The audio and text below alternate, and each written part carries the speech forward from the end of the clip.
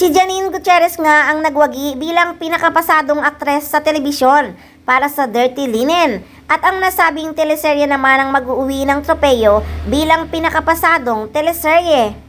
Nako, deserve naman kasi ni Janine dahil kahit ano ang role na gampanan niya ay talagang tinatrabaho niya ng maayos at binibigay niya talaga ang best niya. Sabi nga ni Echo, great as screen partner si Janine.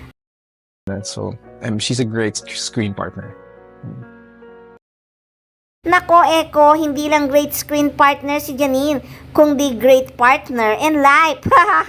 Anyway, sa October 12 na ang awarding ng 26 Gawad Pasado, panalo din si Paolo Abilino sa seryeng Linlang. Ang tanong ng karamihan, dadalo nga ba ang aktor? At dadalo din kaya si Janine Gutierrez?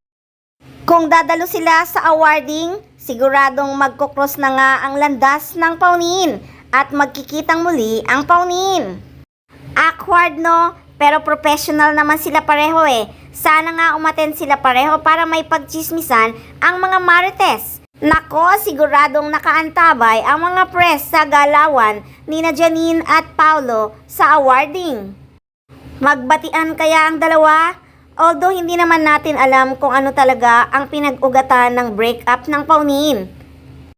Kung mutual decision, pwede naman silang maging friends. Pero kung na-offend si Janine sa pa-sweet-sweet ng Kim Pao, ay nako, baka mag-isnaban ang dalawa. Isa na yan sa aabangan ng mga marites, kaya markahan na sa kalendaryo ang 26 Gawad Pasado, October 12.